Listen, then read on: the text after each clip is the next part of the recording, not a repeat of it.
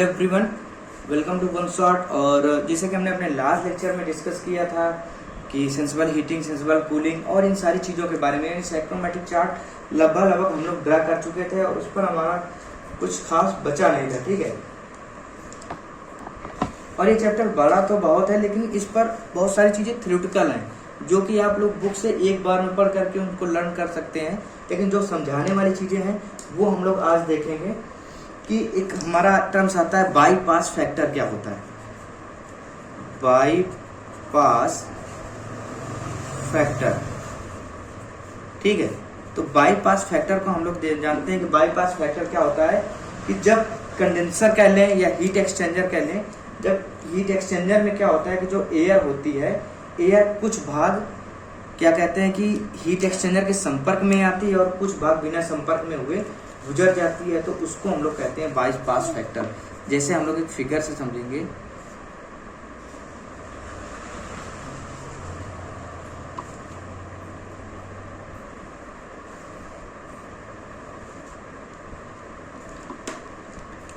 और इस पर ये मान लीजिए कोई एक रेफ्रिजरेंट है, इस पर ये कोई कॉइल लगी हुई है। ठीक है, और कॉइल लगी है और इस पर रेफ्रिजरेंट यहां से जाकर के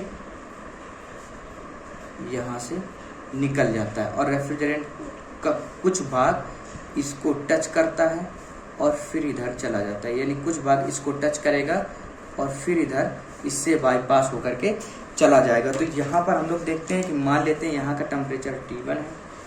ठीक है, यहाँ का टेम्परेचर T1 है, यहाँ का टेम्परेचर हमारा T है और यहाँ का टेम्परेचर हमारा T2 है। यहाँ का टेम्परेचर T1 पे एंट्री कर रहा है, ये टेम्परेचर हमारा T है।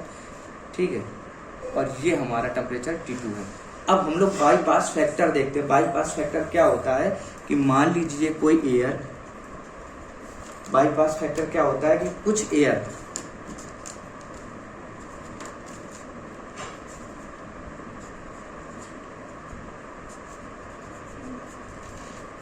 या रेफ्रिजरेंट की बात करें, लेकिन हम एयर ही ले लेते। कुछ एयर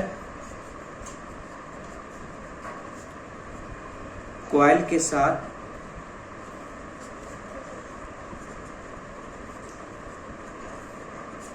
संपर्क में आकर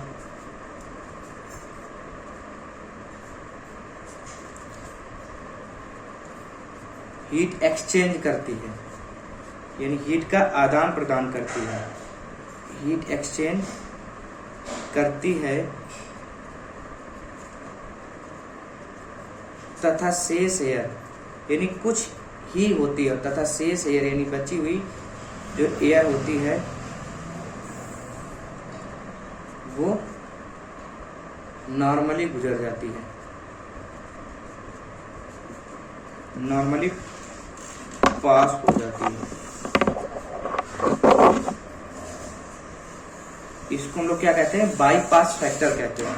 और बाईपास फैक्टर का एक फार्मूला होता है, यानी कि बाईपास फैक्टर यानी बीपीएफ। बीपीएफ एक्चुअली क्या होता है कि actual temperature difference.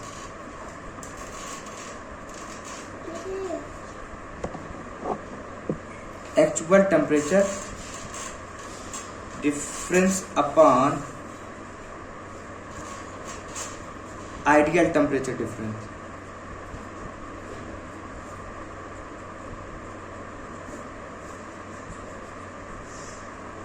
Actual temperature difference upon ideally temperature difference, ये हमारा क्या होता है, बाईपास फैक्टर। अब बाईपास फैक्टर क्या होता है, हमने पहले बताया कि जो एयर होती है यहाँ से निकलेगी और अपने दूसरे स्थान पर जाएगी। यहाँ पर एक कॉइल लगी होती है। कॉइल, अब कैसी कॉइल होती है चीज आगे देखेंगे। ठीक है, अब मान लीजिए कि हमें चीजों को ठंडा करना है, तो हम इस कॉइल पर ठंडा लिक्विड प्रवाहित कर देंगे, फ्लो कर देंगे, तो हमारी क्या होंगी, चीजें यहाँ से निकलेंगी, इसको अपनी हीट देते हुए ठंडी होकर के यहाँ से निकल जाएंगी। अगर हम चीज़ों को गर्म करना है तो ठंडी चीज़ें यहाँ से आ रही होंगी, चीज़ें गर्म करेंगी तो चीज़ें जब ठंडी होंगी तभी गर्म करेंगे। ठीक है, तो जब चीज़ें गर्म करेंगे तो यहाँ से चीज़ें आएंगी और यहाँ पर संपर्क में आएंगी और यहाँ पर गर्म फ्लूइड हो रहा होगा।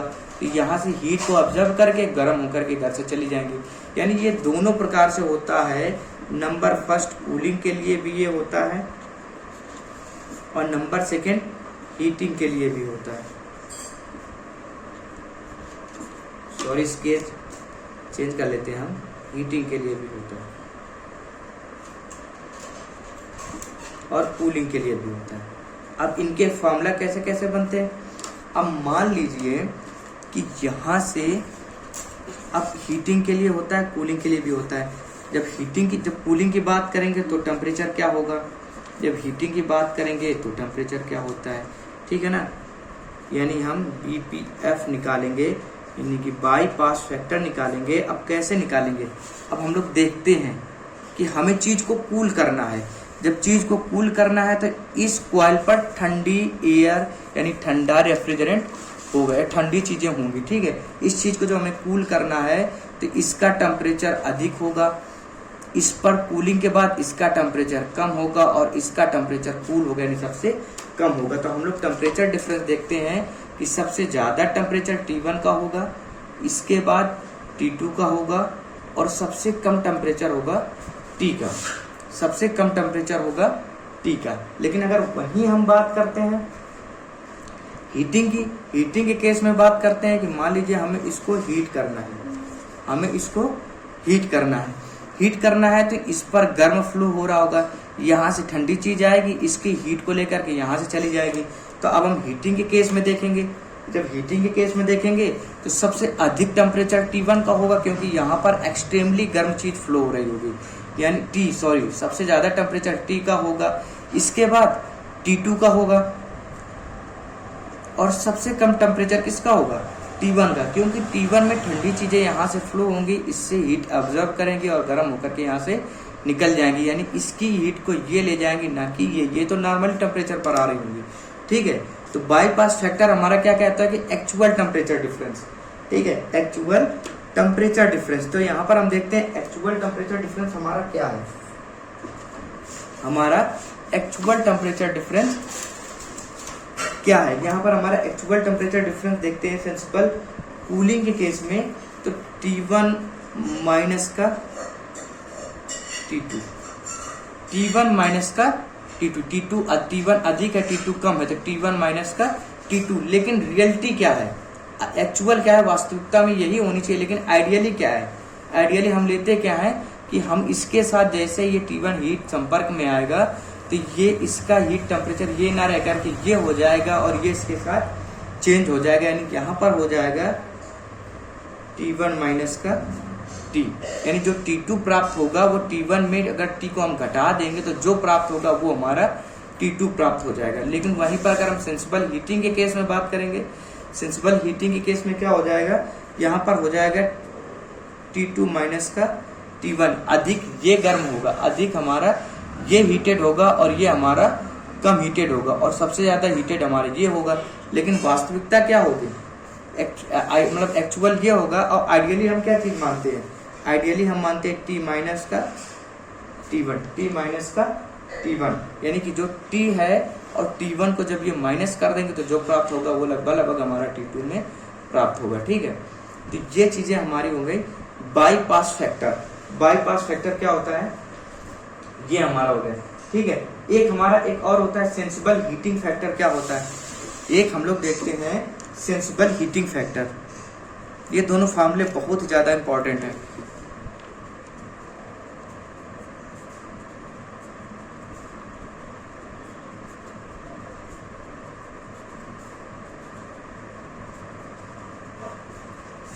सेंसिबल हीटिंग फैक्टर के बारे में बात कर लेते हैं। सेंसिबल हीटिंग फैक्टर क्या होता है कि जो एयर में जो हीट का एनर्जी होता है, ठीक है ना, उसको जितना हम हीटिंग बढ़ाएंगे, यानी उससे जितना डीबीटी को हम लोग बढ़ाएंगे, तो जो एनर्जी लॉस होगी वो हमारा स्पेसिफिक हीट फैक्टर कहलाती है। ठीक है ना, यानी कि अगर हम इसको लिखें तो इसको हम कह सकते हैं कि एयर में डीबीटी यानी कि हीट एनर्जी,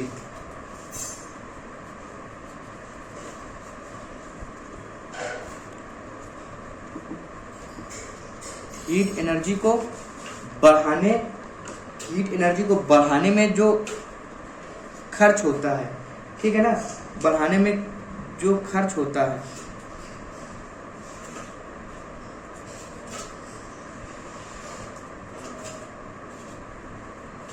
वो हमारा क्या कहलाता है, सेंसिबल हीट फैक्टर।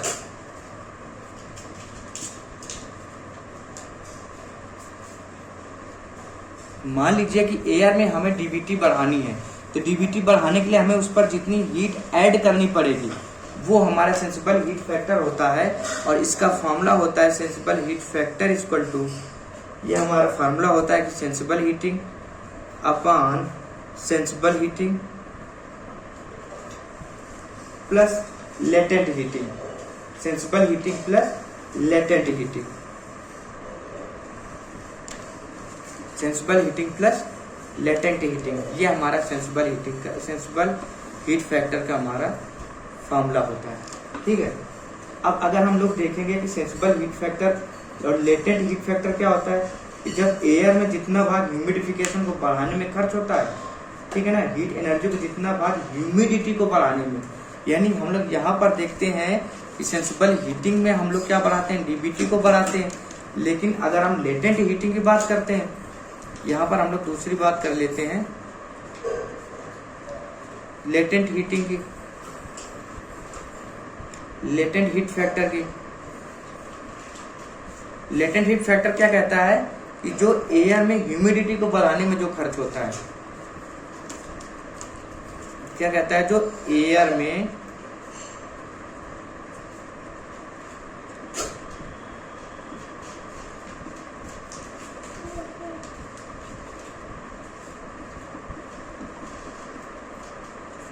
ह्यूमिडिटी को बढ़ाने में खर्च,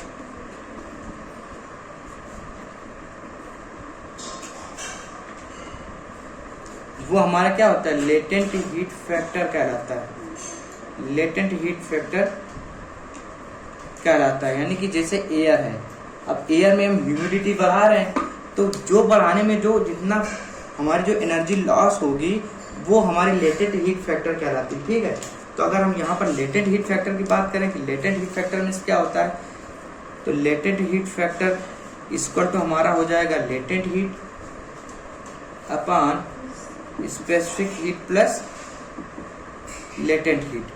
ठीक है, specific heat plus latent heat. अगर हम स्पेसिफिक हीट को heat factor plus latent heat factor की बात करेंगे तो दोनों की वैल्यू एक होती है। स्पेसिफिक हीट फैक्टर और लेटेंट हीट फैक्टर को जैसे हम ऐड करेंगे तो उन दोनों की वैल्यू क्या होती है, एक हो जाती है। ठीक है, तो लगभग जो हमारा जो पढ़ने का था, जो हमारा थ्योरी बेस में है नहीं है, जो हमारा न्यूमेरिकल बेसिक में है, जो हमारी चीज़ों में समझने में दिक्कत है, वो हमने लगभग एयर कंडीशनिंग में ख़त्म कर दी है।